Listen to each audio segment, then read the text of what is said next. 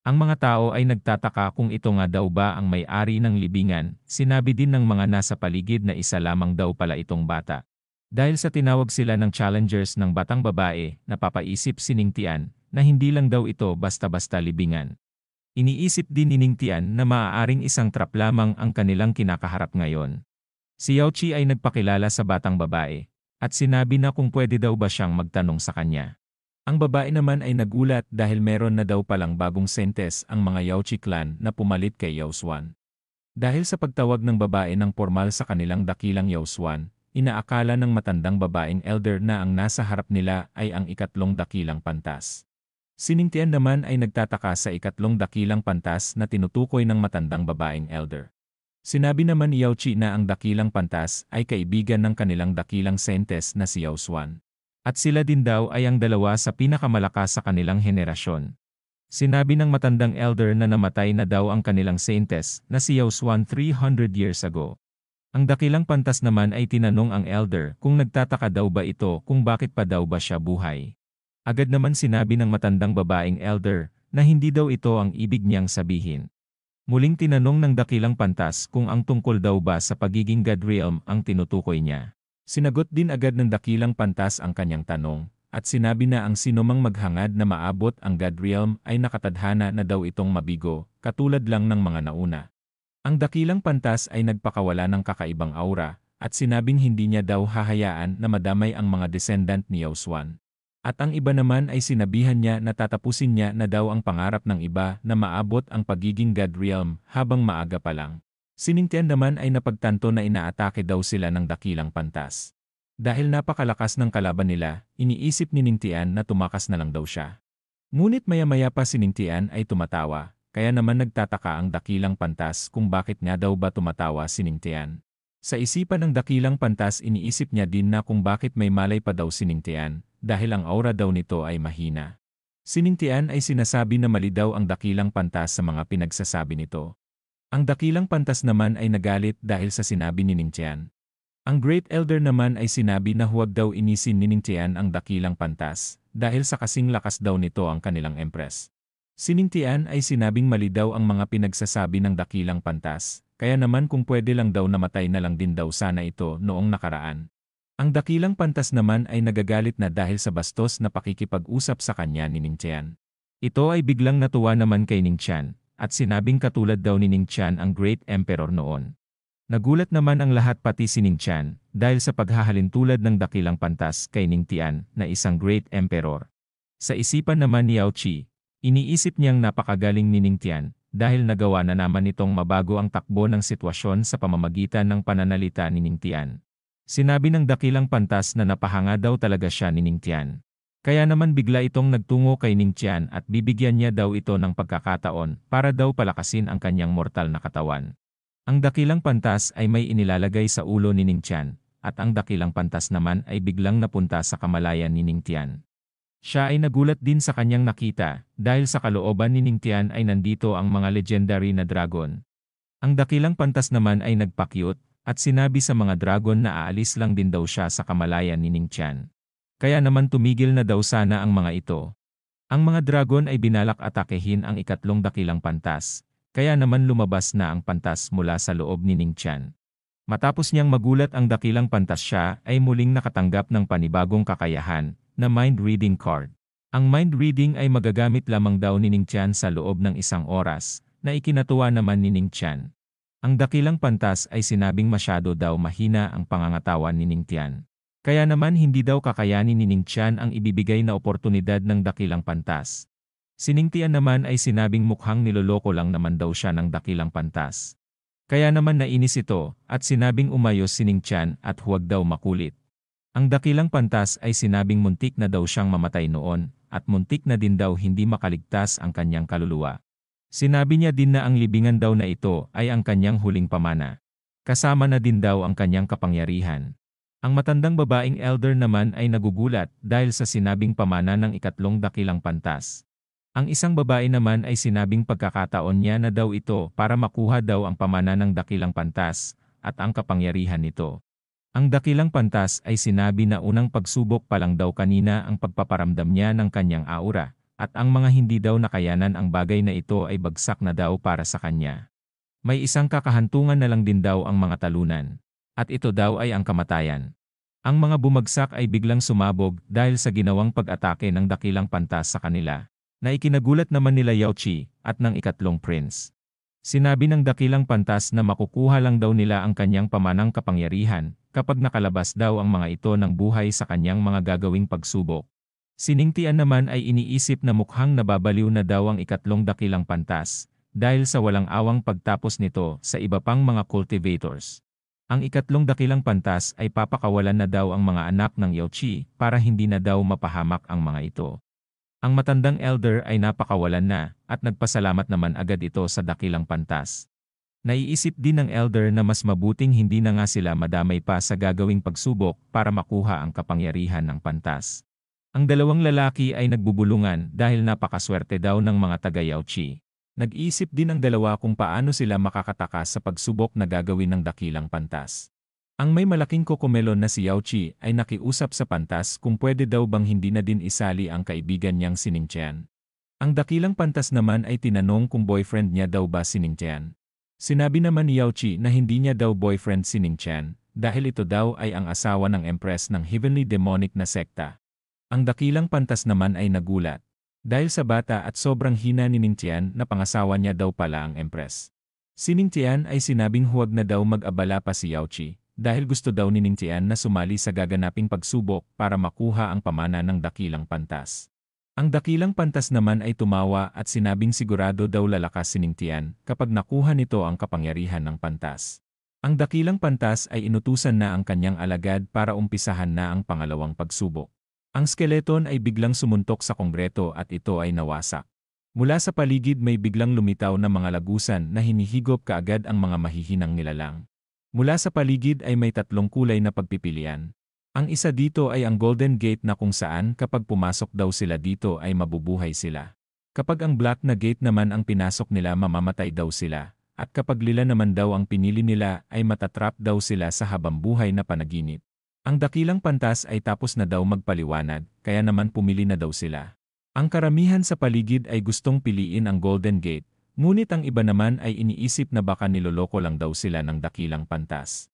Si Ning Tian naman ay nakatingin sa dakilang pantas, at iniisip na hindi niya daw malaman kung totoo ang mga sinabi ng pantas kanina. Kaya naman ginamit na ni Ning Tian ang kanyang mind reading card. Dahil sa ginawa ni Ning Tian, may isang oras na siya para marinig ang iniisip ng taong nasa kanyang paligid. Binasa ni Ning Tian ang iniisip ng pantas, ngunit sumakit lang ang ulo ni Ning Tian, at sinabing pareho lang daw na delikado ang lahat ng gates. Si Ning Tian ay pinili ang kulay lila na gate, ito ay napansin naman ng dakilang pantas, at sinabing kakaiba daw mag-isip si Ning Tian. Si Ning Tian ay nakapasok na sa gate, at siya ay nakakakita ng mga dugo at mausok na paligid. Ilang sandali pa, napagtanto ni Ning Tian na nasa Heavenly Hangin na City siya. Mula dito nakita niya ang tauhan ng Heavenly Demonic na sekta na humihingi ng tulong kay Ning Tian.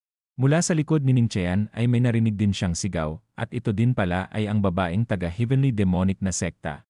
Si Ning Tian ay biglang lumapit sa lalaking kalaban, at ito ay binalibag niya sa konkreto. Ang lalaki ay nakangiti at tinanong kung maghihiganti daw ba si Ning Tian sa ginawa nito sa mga disipulo nila. Si Ning Tian naman ay galit na galit at sinabing kayang-kaya niya daw tapusin agad ang kanyang kalaban. Ang lalaki ay tumatawa, at sinabing tapusin niya na daw siya bago pa daw nito ubusin ang buong sekta ni Ning Tian.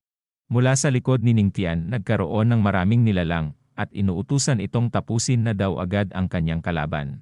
Mula sa kawalan may boses na nagsalita, at sinabi na kapag inumpisahan daw ni Ning Tian pumatay dito, makikipaglaban na daw siya dito habang buhay.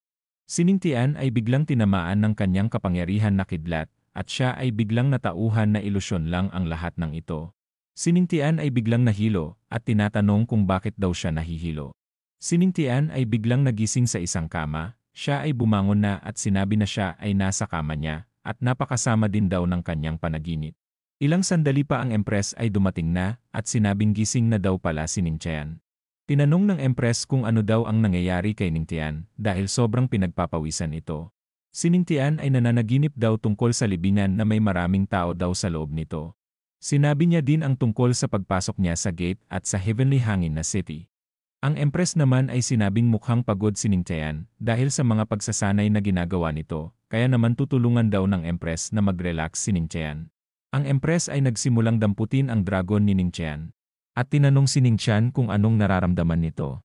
Si Ning Tian ay pinigilan ang kanyang asawang Empress sa ginagawa nito. Sinabi din ni Ning Tian na hindi daw ganito kalandi ang kanyang asawa. Ang Empress ay biglang ngumiti. At ilang sandali pa, ang Reyna at si Yao Qi ay napunta na din sa panaginip ni Ning Tian. Ang mga ito ay inaalok si Ning Tian para makipagtsuktsakan sa kanila. Si Ning Tian naman ay nagsimulang maguluhan sa kanyang isipan. At napapatanong kung ano daw ang kanyang gagawin para talunin ang mga babaeng may malalaking kokomelon sa kanyang harapan. Ang tatlong may malalaking kokomelon ay inaalok si Ning Tian na makipaglaro sa kanila. Ang Empress ay pumitik at bigla namang nalipat ang eksena sa Immortal Spring at sa matambok na kabundukan ni Yao Qi. Si Yao Qi ay sinabing namimiss niya na daw si Ning Tian simula noong umalis ito sa kanilang lugar, kaya naman masaya daw si Yao Qi na muling nagbalik si Ning Tian. Si Yao Qi ay tumabi na kay Ning Tian at sinabing sabay daw sila mag-cultivate upang sabay din sila lumakas. Ilang sandali pa ang Reyna at ang Empress ay dumating na din at sinabing sabay daw silang magpalakas. Sinabi din ng Empress na paliligayahin niya daw si Ning Tian.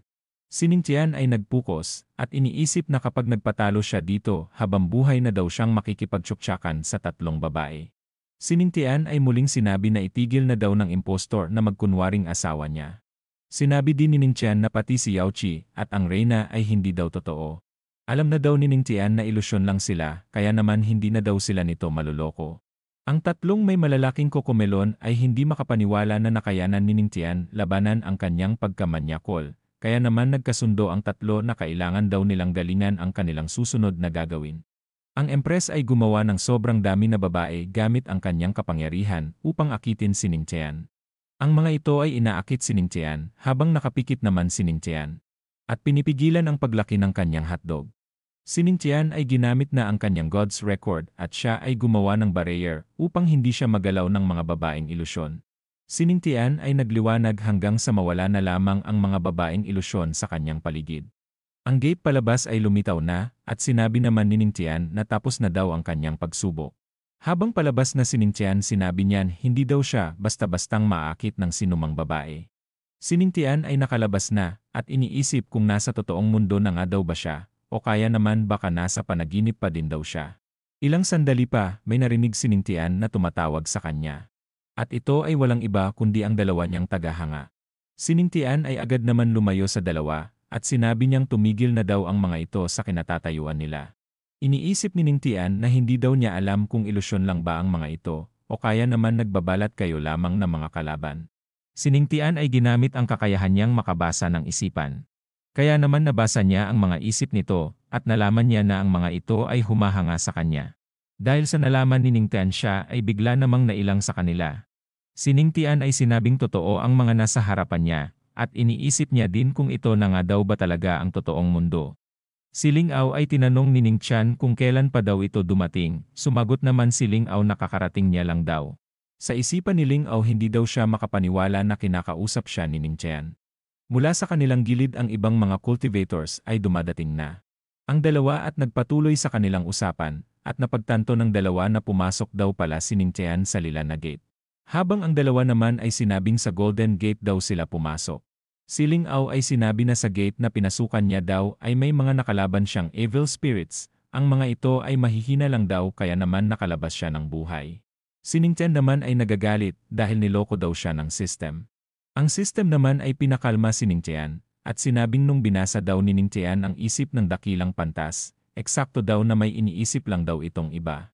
Si Ning Tian ay sinabi na mahirap daw talaga ang ginawa niyang pagsubok kanina. Si Ling Ao ay tinanong si Ning Tian kung nanggaling daw ba talaga ito sa kulay lila na gate, na agad naman sinang ayunan ni Ning Tian. Ang mga tao naman sa paligid ay nagulat nang malaman nilang sa kulay lila daw pala pumasok si Ning Tian. Ang mga nasa paligid ni Ning Tian ay sinabi na karamihan daw sa mga cultivators ay hindi na nakabalik matapos pumasok sa kulay lila na gate. Kaya naman sinasabi ng mga nasa paligid na malamang mahirap daw talaga ang pagsubok sa kulay lila na gate. Dahil ang karamihan sa paligid ay nagulat ni Ning Tian, siya ay muling nakatanggap na naman ng panibagong skill na agad niya namang natutunan. Ang deadly physique ni Ning Qian ay medyo nag-improve na din dahil sa kanyang nagawa. Sa isipan ni Ning Qian siya ay nabibilib dahil sa bilis niyang matutunan ang skill na nakuha niya kanina. Mula sa stats ni Ning Qian, siya ay nakakabuo na ng magandang stats at mga skills. Sa patuloy na paglakas ni Ning Qian, iniisip niya kung paano niya daw mapapalakas ang kanyang physique. Ang ikatlong prince naman ay nasa isang gilid at naiinis, sinabi niya din na napakaswerte daw ni Ning Qian. Dahil bakit hindi pa daw ito namatay sa kulay lila na gate. Mula sa tubig ay may napansin ang mga cultivators, at ito ay walang iba kundi isang puno na bigla na lamang lumitaw sa kawalan. Mula sa kalayuan nakita ng mga cultivators na may mga spiritual weapons sa puno, at meron ding mga immortal weapons. Ang isang cultivator naman ay mabilis na nagtungo sa puno at inaangkin na ang lahat ng sandata sa puno. Mula sa itaas naman ay may gumamit ng demonic palm at inatake ang lalaking papunta sa puno. Ang mga nasa paligid ay nagulat at natakot dahil ang taong namatay daw ay isang Sky King realm, ngunit namatay at nawala lang daw ito na parang bula. Ang panibagong babae na may malaking kokomelon ay sinabi na kung sino man daw ang hindi susunod sa kanyang patakaran bilang ikatlong dakilang pantas ay mamamatay daw kaagad. Ang mga tao naman sa paligid ay tinanong kung nakakatandang kapatid daw ba ito ng dakilang pantas na nakilala nila kanina. Ang mga tao sa paligid ay nagulat nang sabihin ng babae na siya ang totoong dakilang pantas. Sinabi niya din na ang nakilala daw nila kanina ay tanging parte lamang ng kanyang kapangyarihan.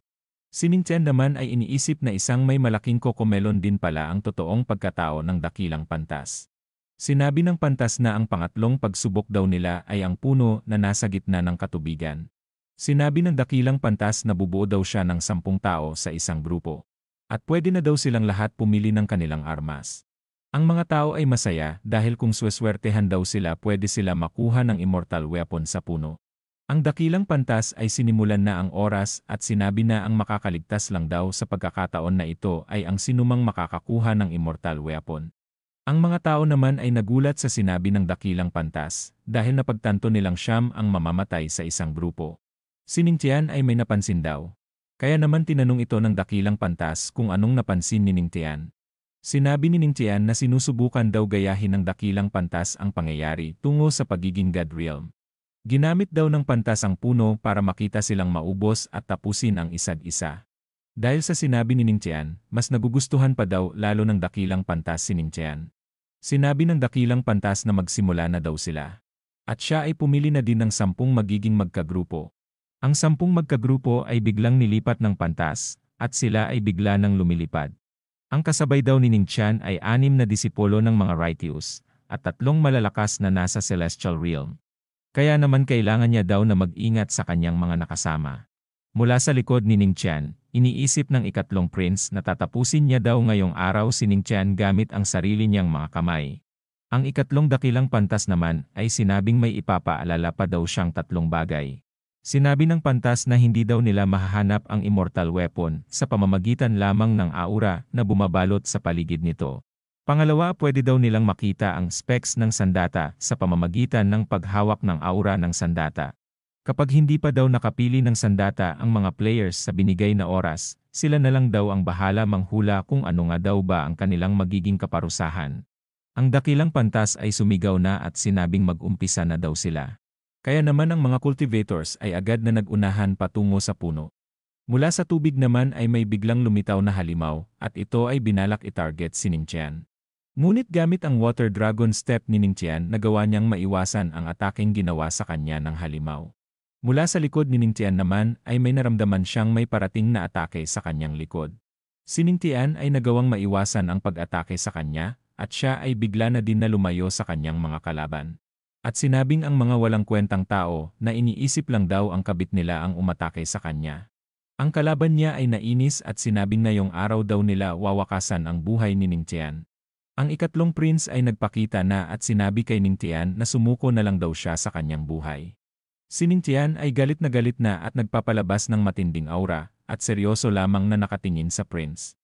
Ang dakilang pantas naman ay nagugulat na naman sa pinapakitang aura ni Ning Qian. Si Ning Qian ay naghanda na gamit ang kanyang espada. Si Ning Qian ay umatake na din ng mabilis.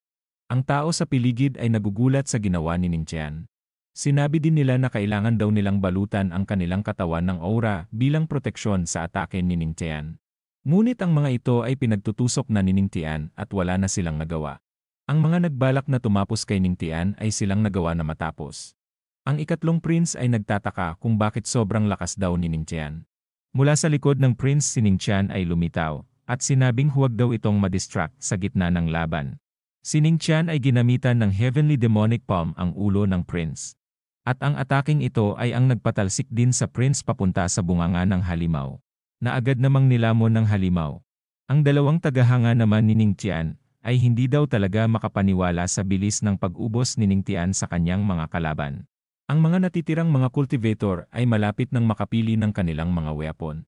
Si Ning Tian ay ginamit ang kanyang treasure hunt card. Ito ay may kakayahang makita ang pinakamagandang treasure sa loob ng isang oras. Ang isang cultivator ay malapit na sa weapon, si Ning Tian naman ay sinabi naman na ito daw ay ang tunay na immortal weapon. Ang lalaki ay handa na kunin ang immortal weapon na nasa kanyang harapan, ngunit narinig niya si Ning Tian na nakita niya na daw ang immortal weapon. Si Ning Tian ay handa na kunin ang immortal weapon, habang ang lalaki naman ay iniisip kung paano daw nalaman ni Ning Tian na immortal weapon ang kanyang balak kunin. Ang lalaki ay nakilala si Ning Tian na asawa ng Empress, kaya naman baka may paraan daw talaga ito para matukoy kung nasaan nga ba talaga sa mga ito ang immortal weapon. Ang lalaki ay inatake si Ning Tian at sinabing sa kanya na daw ang immortal weapon na kukunin ni Ning Tian. Si Ning Tian ay naiwasan naman ang atake, at sinabing siya daw ang unang nakakita sa immortal weapon. Ang lalaki naman ay masaya at sinabing siya na daw ang panalo sa pagsubok na ito. Ang ibang kasama naman nila Ning Tian ay nainis dahil nahanap na daw ng lalaki ang immortal weapon. Si Ning Tian naman ay seryosong sinabi na dahil sa ginawa daw ng lalaki sa kanya, magsisisi daw ito. Habang nakangiti, kukunin na daw ni Ning Tian ang totoong immortal weapon. Ang lahat naman ay nagulat dahil sa ginawa ni Ning Tian na pangloloko sa kanila. Ang pinili naman ni Ning Tian ay nagsimulang magliwanag ng sobrang liwanag. Si Ning Tian ay nakuha ang Great Immortal Guqin na immortal weapon, kaya naman si Ning Tian ay masaya, dahil babagay daw ito sa kanyang music daw. Ang lalaki ay galit na galit at sinabing kukunin niya na daw sana ang kinuha ni Ning Tian kanina. Si Ning Tian naman ay ngumiti at sinabing sa kanya na daw ngayon ang dapat sa lalaki kanina. Ang lalaki ay sinabing napakasama at napakakapal daw ng mukha ni Ning Tian, kaya naman siguradong ikakahiya daw si Ning Tian ng kanyang sekta. Si Ning Tian naman ay sinabing wala siyang dapat ikahiya, dahil nakuha niya naman daw ang premyo ng pagsubok. Dahil sa emotional damage na nagawa ni Ning Tian, nagsuka ng dugo ang lalaking kausap niya. Ang dalawang tagahanga naman ni Ning Tian ay masaya para sa kanya, at nabibilib din ang mga ito dahil sa galing daw ni Ning Tian. Sinabi din nila na sana meron din daw silang kakayahan kagaya ng kay Ning Tian na nagagawang makasakit gamit lang ang ilang mga salita. Dahil sa walang hiya ni Ning Tian at kapal ng mukha niya, siya ay nakatanggap ng titulo bilang shameless. Ayon sa system ang titulong ito daw ay ginagawang mas makapal pa daw ang mukha ni Ning Tian. Si Ning Tian naman ay nagtataka dahil sa nakuha niyang titulo. Ang mga kasabay ni Ning Tian ay balak tapusin si Ning Tian bago daw sila mamatay. Ngunit ang mga ito ay tinapos ng kung anong bagay na kagagawa ng dakilang pantas. Sinabi niya din na tapos na daw ang oras ng kanilang pagsubok. Ayon sa patakaran niya isa lang daw ang makakaligtas, kaya naman tinapos niya na ang iba pa bukod kay Ning Tian. Sinabi din ng dakilang pantas na minaliit niya daw ang kakayahan ni Ning Tian. Dahil sa nagawa nitong makuha ang totoong immortal weapon.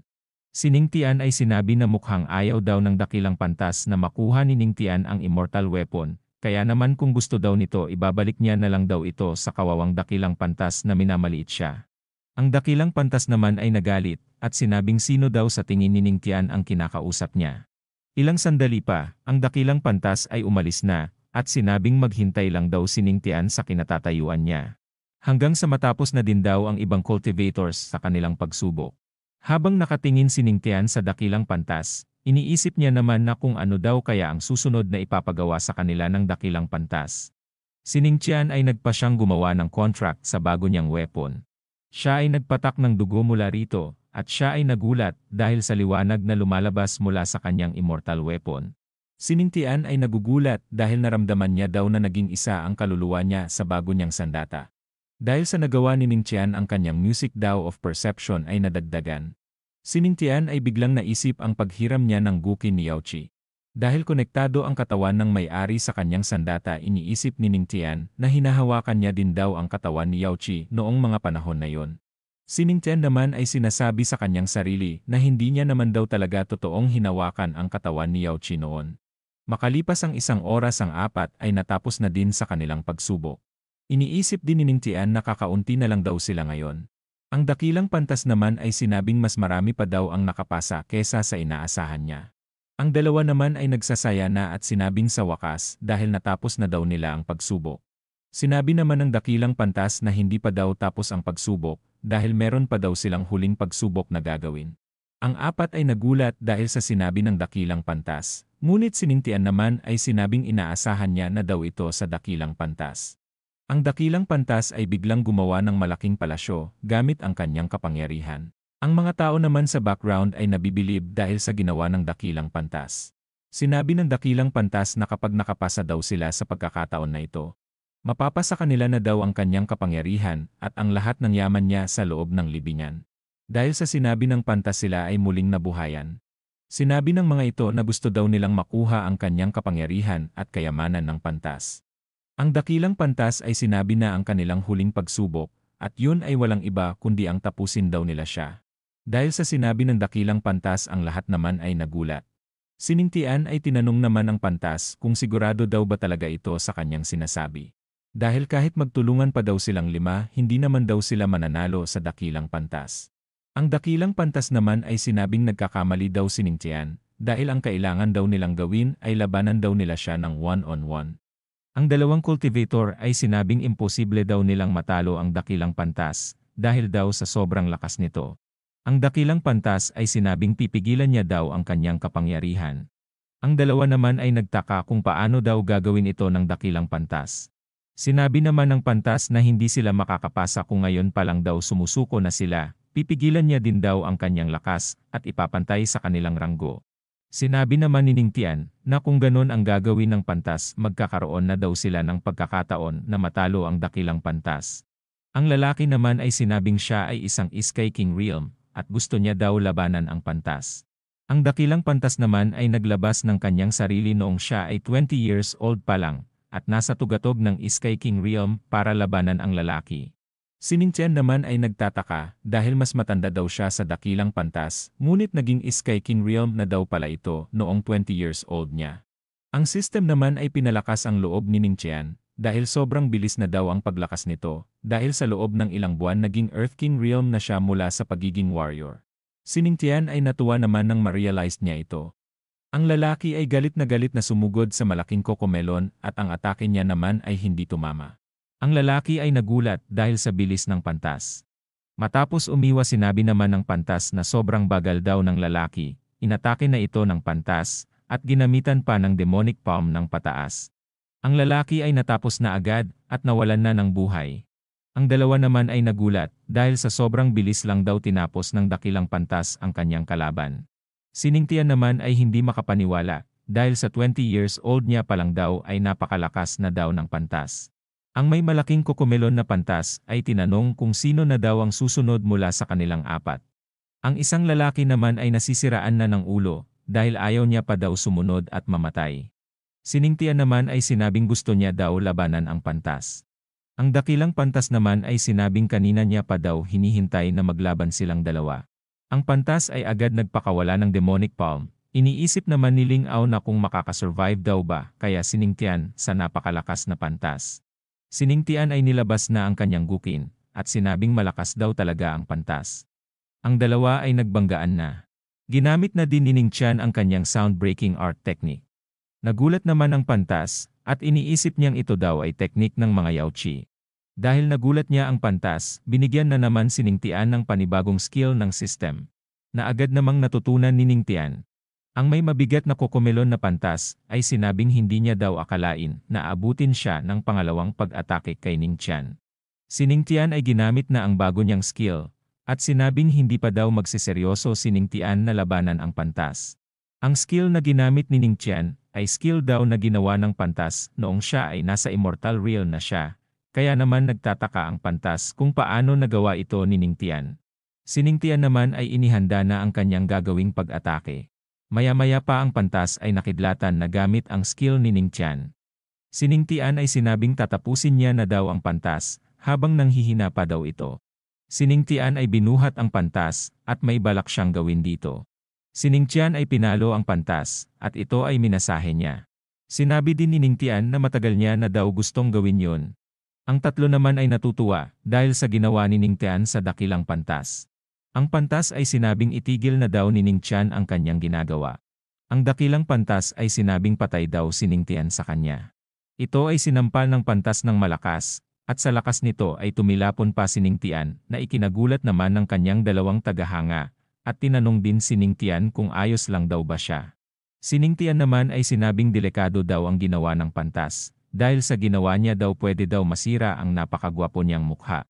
Ang dalawang tagahanga niya naman ay walang masabi dahil sa pagka-overconfidence ni Ning Tian. Habang ang pantas naman ay sinabi na sobrang kapal daw talaga ng mukha ni Ning Tian, dahil binuhos na daw ng pantas ang buong puwersa niya sa sampal na ginawa niya kanina kay Ning Tian. Tinanong naman ni Ning Tian ang system kung dahil daw ba ito sa bago niyang skill kanina na shameless. Sinabi naman ng system na nakatulong daw ito ng kaunti. Si Ning Tian ay tinanong ang pantas kung panalo na daw ba siya sa kanilang laban. Ang dakilang pantas naman ay biglang tumawa, at sinabing magaling daw ang ginawa ni Ning Tian. Ang lugar ay biglang nagkaroon ng pagyanig na ikinagulat naman nila. Si Ning Tian naman ay biglang napunta sa bilog na bula. Ang ikatlong dakilang pantas naman ay masayang sinabi na sa wakas nakahanap na daw siya ng kanyang tagapagmana. Ang lugar ay napuno ng liwanag, ilang sandali pa si Ning Tian ay nalipat na sa ibang lugar, at sinabi niyang mukhang nilipat daw siya ng dakilang pantas sa ibang lugar. Ang pantas naman ay lumabas na mula sa itaas ni Ning Tian, at sinabing mahusay daw ang mga pinakita ni Ning Tian. Sinabi din ng pantas na ang lugar na kinalalagyan nila ay puno ng kanyang mga pinaghirapan na kapangyarihan ng mahabang panahon, kaya naman maswerte daw ang taong makakatanggap ng pamana na ito. Tinanong naman ni Ning Tian kung palalakasin daw ba siya ng sobra sa kapangyarihan na matatanggap niya sa pantas. Sumagot naman ang pantas at sinabing depende daw ito sa kakayahan ni Ning Tian. Tinanong din ni Ning Tian kung magiging immortal emperor na daw ba siya sa matatangap niyang kapangyarihan. Sumagot naman ang pantas na hindi daw. Tinanong ni Ning Tian na celestial realm daw ba ang kanyang maaabot, ngunit hindi pa din ang sagot ng pantas. Sinabi naman ni Ning Tian na mukhang wala naman daw silbi ang ibibigay ng pantas. Kaya naman nagalit ang pantas kay Ning Tian. Ngunit ang pantas ay agad namang pinigilan ang kanyang sarili para magalit, dahil matanda na daw siya, at hindi daw siya pwede na magpaapekto sa mga sinasabi ni Ning Tian. Sinabi ng pantas na mas maganda daw na turuan ang isang tao na mangisda kesa naman ibigay agad ang isda sa isang tao. Sa pamamagitan daw nito mas magiging pamilyar daw si Ning Tian sa progreso ng kanyang paglakas. Sinabi din ng pantas kung bakit siya tinawag na ikatlong dakilang pantas. Dahil siya ay na-master na daw ang Dao Palm at ang Music of Dao. Nagulat naman si Ning Tian at tinanong kung hindi daw ba ang Pinnacle daw ang pinakamataas sa lahat. Ang pantas naman ay naiinis at sinabi na sino naman daw ang baliw na ang Pinnacle of Dao ang pinakamataas sa lahat. Si Ning Tian naman ay iniisip na naboboring na daw siya sa mga paliwanag ng pantas. Ang pantas ay sinabing itigil na daw nila ang kulitan. Sinabi ng pantas na ang pinakamataas daw na level of Dao ay ang Pinnacle of Dao. Ngunit sa Emperor Realm ay may tinatawag din daw silang level ng pantas. Sa God Realm naman ay meron din daw mas mataas na level. Naiisip naman ni Ning Tian na kapag mas malawak daw ang pagkakaintindi ng isang tao sa Dao maaring maging mas malakas pa daw sila kahit kapareho lamang nila ng ranggo ang isang kalaban. Tinanong ni Ning Tian kung naging pantas na daw ba ang pantas noong wala pa daw ba siya sa Great Emperor Realm. Sumagot naman ang pantas na tama daw si Ning Tian. Ang pantas ay binigyan si Ning Tian ng kapagyarihan at sinabing subukan daw ito ni Ning Tian. Sinabi din ng pantas na talagang mahusay daw ang music daw ni Ning Tian.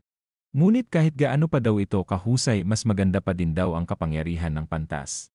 Sa isipan naman ng pantas, siya ay naiinis dahil nagawa ni Ning Tian ang isa sa mga skill na siya mismo ang gumawa. Ang pantas ay binigay na ang kapangyarihan kay Ning Tian at sinabing pag-aralan daw ito ni Ning Tian. Ang ginawang atake ng pantas ay tumama sa ulo ni Ning Tian na ikinagulat niya naman. Maya-maya pa si Ning Tian ay naramdaman ang kapangyarihan na dumadaloy sa kanya. Si Ning Tian ay biglang lumutang. Tinanong din ng pantas ang kanyang sarili kung hanggang saan nga daw ba ang kayang marating ni Ning Tian sa kanyang ginagawa. Habang nakapikit si Ningtian, nag-umpisa na siyang matutunan ang mga nilalaman ng kapangyarihan ng pantas. Si Ningtian ay lumapag na, at narating na ang pagiging proficient niya sa kapangyarihan na ibinigay ng pantas. Tinanong naman ng pantas kung kamusta daw ang ginawa ni Ningtian. Si Ningtian naman ay humingi ng tawad sa pantas, at sinabi niya na hindi niya daw natapos ang kapangyarihang ibinigay ng pantas sa kanya.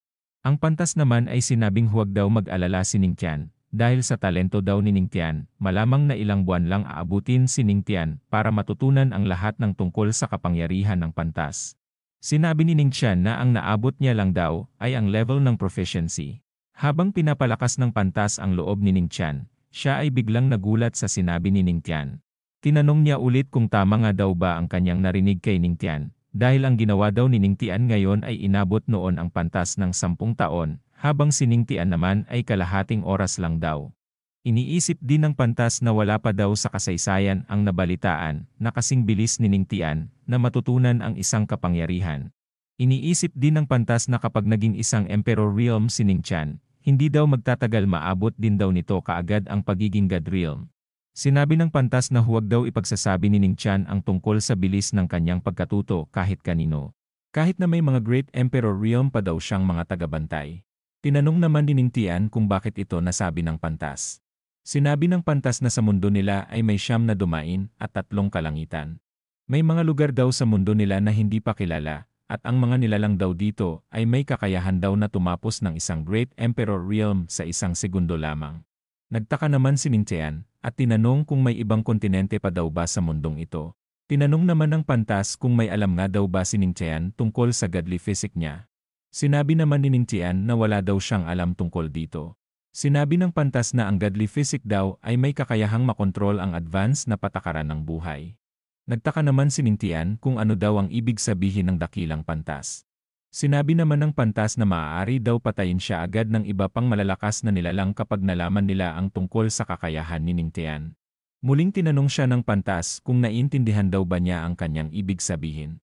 Sinabi naman ni Ningtian na kapag hindi daw siya lumakas maaari daw siya mamatay kaagad. Ang pantas naman ay nabilib kay Ningtian at sinabing maganda daw turuan si Ningtian dahil sa bilis niyang makaintindi ng kanyang mga sinasabi. Ang pantas ay binigyan si Ningtian ng isang libro na naglalaman daw ng mga skills ng kaalaman niya na siya daw mismo ang gumawa. Si Ningtian naman ay sinabi sa pantas na may skills na daw siya, iniisip niya din na may godly records na daw siya. Kaya naman mukhang hindi niya na daw kailangan ng ibibigay ng pantas. Sinabi naman ng pantas na ang kanyang libro daw ay naglalaman ng 3,000 daw skills na may level na katumbas daw ng pantas.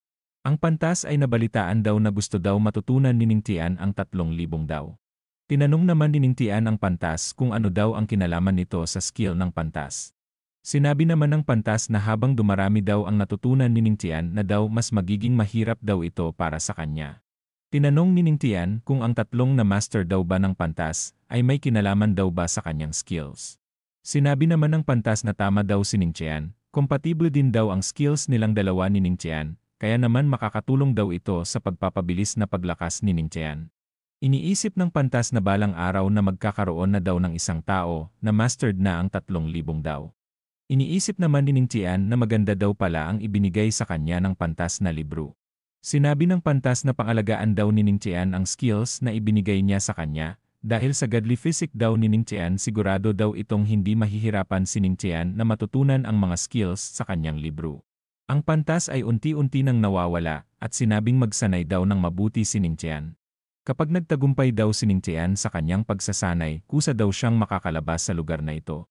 Si Ningtian ay nag-umpisa ng mag-cultivate at sinabing hindi niya daw sasayangin ang ibinigay sa kanya ng pantas. Ang skills ng pantas ay inumpisahan ng pag-aralan ni Ningtian gamit ang kanyang tenfold comprehension.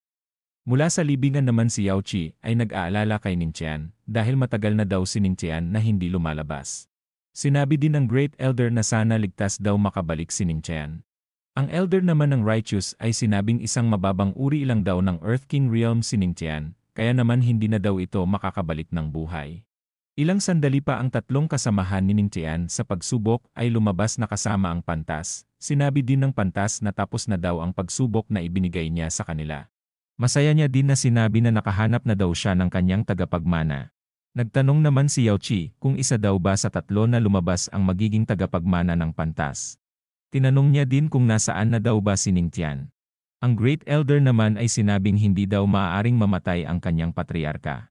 Ang Elder naman ng Righteous ay tumatawa, at sinabing inaasahan niya na daw ang kamatayan ni Ningtian simula noong pumasok ito sa gate kanina. Ang Great Elder ay galit na galit sa pantas, at sinabing wawasakin niya daw ang libingan ng pantas, at pagkatapos nun pupunta daw dito ang Empress para pulbulsin daw ang pantas. Ang pantas naman ay sinabing wala naman daw siyang sinabing patay na si Ningtian. Sinabi niya din na tinatanggap na daw ni Ningtian ang kanyang kapangyarihan. Ang isang lalaki naman na isang Holy Sun ay nagtataka, at sinabing hindi daw ba silang mga Holy Sons ang mga dapat na maging tagapagmana ng pantas. Sumagot naman ang pantas na mali ang sinasabi ng lalaki. Si Yao Qi naman ay masaya, at napagtantong buhay pa si Ningtian at tinatanggap lamang ang kapangyarihan ng pantas sa ibang lugar. Pati ang Great Elder ay masaya at sinabing alam niya daw na hindi basta-basta mawawala ang kanyang patriarka. Ang Elder ay tinanong kung pwede na daw ba silang pakawalan ng pantas dahil nakahanap naman na daw pala siya ng kanyang tagapagmana. Sinabi naman ng pantas na walang makakaalis sa lugar hanggat hindi pa daw natatapos si Ningtian sa kanyang ginagawa. Sinabi naman ng mga Elder ng Righteous na baka abutin daw si Ningtian ng 10 taon sa kanyang ginagawang pagtanggap sa kapangyarihan ng pantas, kaya naman baka daw mamatay sila sa gutom kakahintay. Ang pantas naman ay tinakot ang dalawang Elder, at sinabing mukhang nakakalimutan na daw nila kung sino ang kausap nila. Mula sa kawalan may enerhiya na bumugso palabas.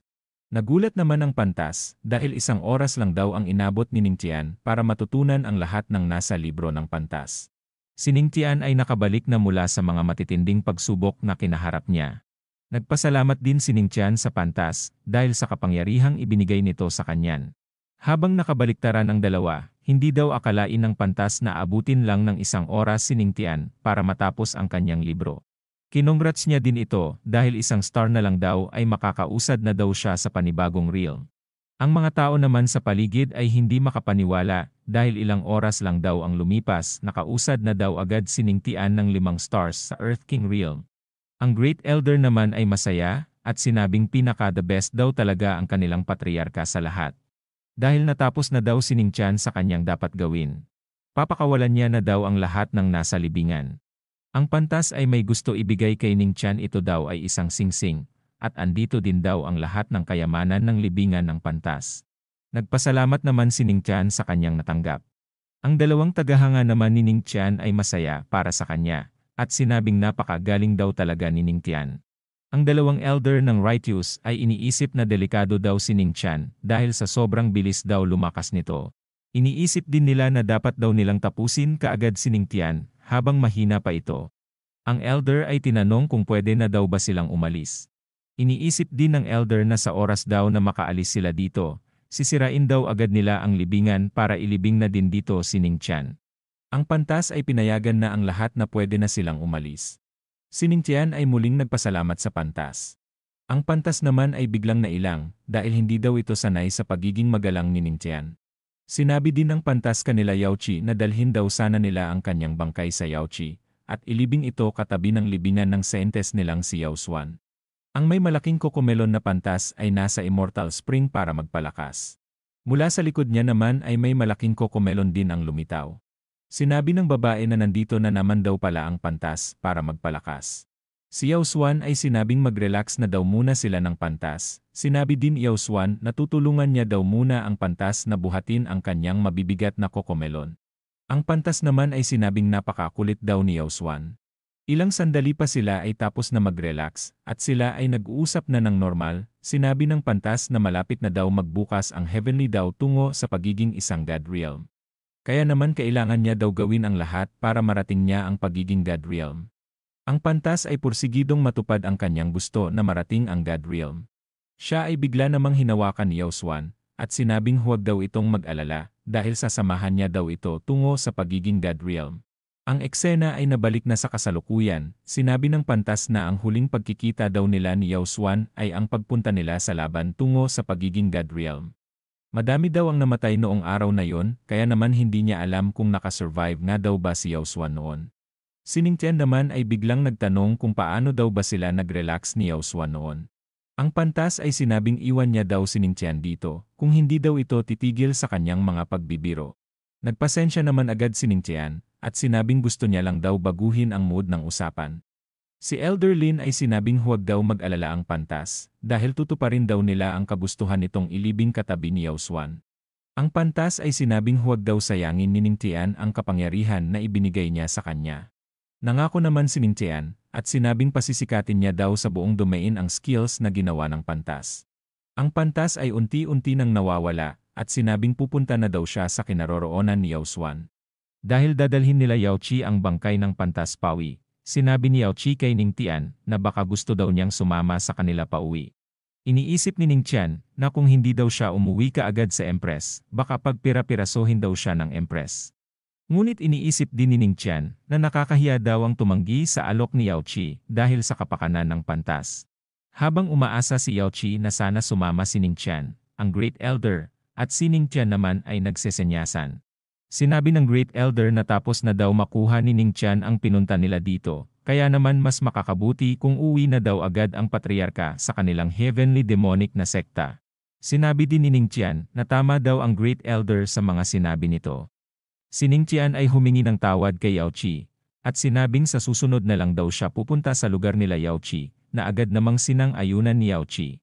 Ang lugar ay biglang nagkaroon ng pagyanig. Kaya naman napasandal ang malalaking kokomelo ni Yao Qi kay Ning Tian. Nagulat naman si Ning Tian dahil nakita niya ng malapitan kung gaano kaganda si Yao Qi. Ang dalawa ay agad namang lumabas, sinabi din ni Ning Tian na protektahan daw na muna ni Yao Qi ang libingan, habang sila naman ay pipigilan daw ang mga nanggugulo sa labas. Ang dalawa ay nakalabas na, at napansin naman nila agad ang patay na dragon sa kanilang harapan. Ang elder naman ng Righteous ay sinabing sa wakas at lumabas na din daw ang dalawa. Ang Great Elder ay tinanong sila kung balak daw ba nilang agawin kay Ning Tian ang pamanang kapangyarihan sa kanya. Ang dalawa ay pasugod na, at sinabing gusto din daw nilang tapusin si Ning Tian. Ang Great Elder ay nag-super saiyan, at sinabing sa tingin daw ba ng dalawang elder na hahayaan niya lang daw ba ang mga ito na saktan ang kanyang patriarka. Ang dalawa ay sinabing wala silang laban sa Great Elder. Sinabi din nila na hindi daw silang dalawa ang makakalaban ng Great Elder. Mula sa likod ng dalawang elder ay may lumitaw na mukhang malakas na tao. Ang Great Elder naman ay nakilala ang taong nagpakita sa kanila, at sinabing ito daw ay ang leader ng First Sword na sekta na si Benevolent Sword. Dahil sa kung ano-ano daw na sinasabi ng Great Elder, ito ay inatake na ng kalaban, at sinabing manahimik lang daw ang Great Elder sa isang gilid. Sinundan pa ng lalaki ang pag-atake ang Great Elder. At nagawa din ng bagong dating na lalaki na mapatalsik ang Great Elder. Tinanong ni Ning Tian kung ayos lang daw ba ang Great Elder. Ang Great Elder naman ay sinabing tumakas na daw si Ning Tian, dahil ang lalaki daw na kalaban nila ay isang Great Emperor Realm. Ang lalaki ay tinanong si Ning Tian kung siya daw ba talaga ang patriarka ng heavenly demonic na sekta. Si Ning Tian naman ay sinasabi na puro na lang daw Great Emperor ang kanyang mga nakakalaban. Ang lalaki ay umatake, at sinabi na isang walang kwenta daw si Ning Tian. Ang dalawang elder naman ay masaya, dahil ito na daw ang katapusan ni Ning Tian. Si Ning Tian ay natamaan sa mukha ng kanyang kalaban. Kaya naman ito ay nagkaroon ng pagsabog ng malakas.